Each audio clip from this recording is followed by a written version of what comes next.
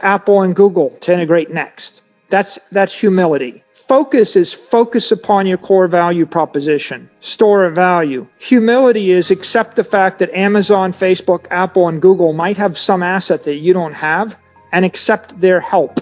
And then harmony is don't thumb your nose at the federal government or the tax authority or the regulators, right?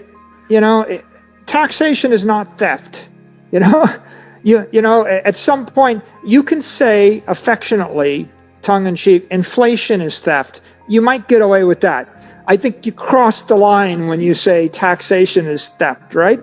And I think if we're going to live in harmony with the regulators and harmony with the government, then we have a chance to achieve the $250 trillion value proposition. If you're a crypto anarchist and you hate everything about the world, my advice to you would be make Bitcoin successful, make it worth $250 trillion, and your Bitcoins that you bought for $1 will make you richer than Jeff Bezos. And when you have $200 billion of your own money, then you can go and found your own country. And you can be a crypto anarchist or go to Mars and declare, you can do whatever you're going to do. But first, get the money. First, be successful at the one thing you can be successful. And I think that's the lesson I learned. There are a lot of people much more successful than me in business, obviously, right? Amazon, Apple, Facebook, Google. Like, it's not hard to figure out who they are. They're on the front page, right? And more power to them. I think that my experience has just given me an appreciation for focus, humility, and harmony. And when you have a good thing, like don't screw it up. And if there's a biological metaphor for you, it's a chambered nautilus. If you look at a chambered nautilus, it's nature's solution to growth under pressure.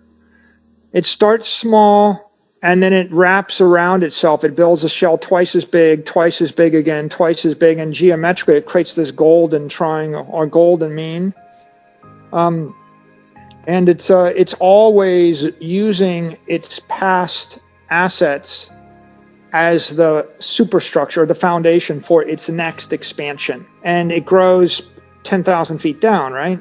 Under pressure, underwater pressure. If you have massive pressure on you from all directions all the time, how should you grow? You should grow like a spiral out, right? Because you don't want to reach beyond your fingertips because you will be smashed or broken.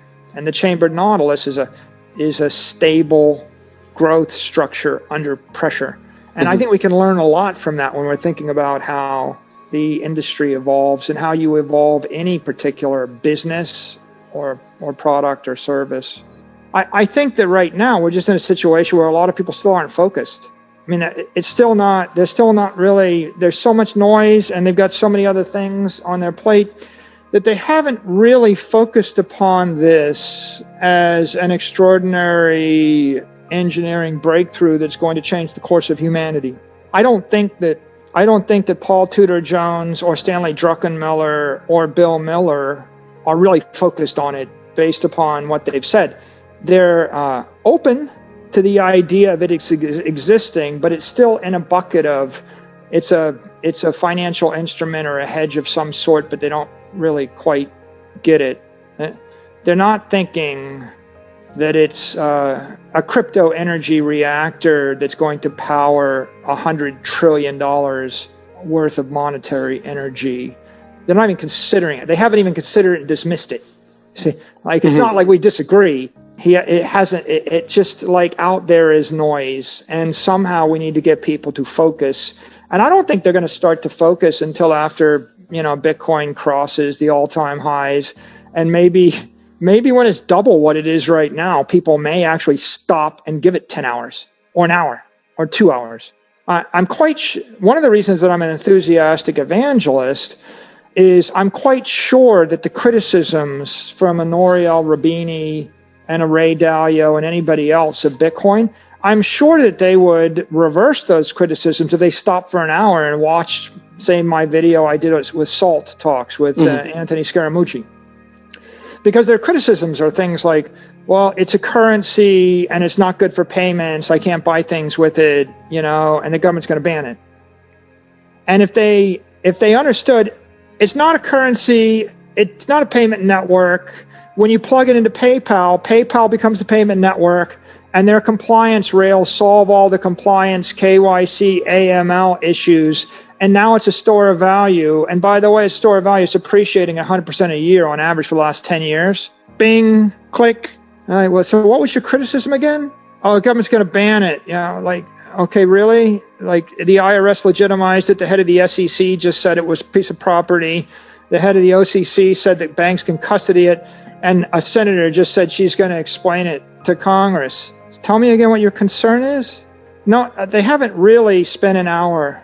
At least they haven't got the right information.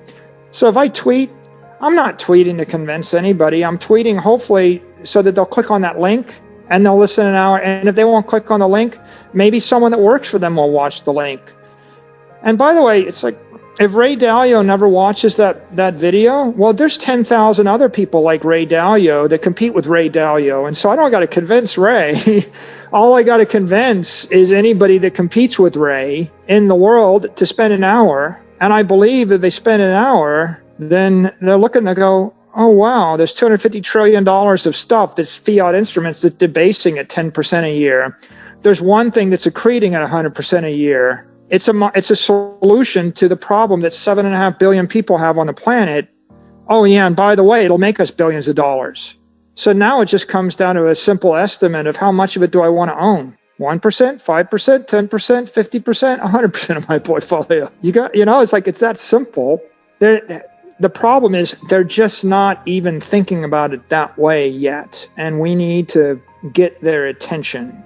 And that will come bit by bit. And we had $500 million worth of cash, which is an asset, which was also a liability. Mm-hmm. In essence, it couldn't be clearer than your shareholders look you in the face and say, we don't value the cash at anything. When you have outside shareholders look you in the face and say, we looked at your company, your cash is worthless, they're sending you a message. So we had to make a decision. The obvious decision is we either give it all back to the shareholders by buying our stock back, and we leverage up the company and we decapitalize, or we invested. We go buy another company or buy something that is more valuable than nothing, or we buy some assets. So we had a challenge, and if you have 10 million shares, you have 500 million, that's $50 a share. Well, when someone tells you that $50 a share is worth $0 a share, you got to do something. So what I did was work through this in a rational fashion. And ultimately, we concluded we couldn't buy another company with it. There's no way to diversify, or there's no accretive acquisition to be had on the horizon. So we went out to the market and we issued a $250 million tender offer combined with a $250 million purchase of Bitcoin. And you know the story of Bitcoin. It's like I looked at everything else and after I dismissed everything else, this is the only thing left. This is the moral hazard of shorting the dollar to leverage up the balance sheet. We found our way to Bitcoin because I thought it was the best thing for the customers. I thought it's the best thing for the employees. I thought it was the best thing for the shareholders. I thought it was the best thing for our vendors. And it's worked out so far, right?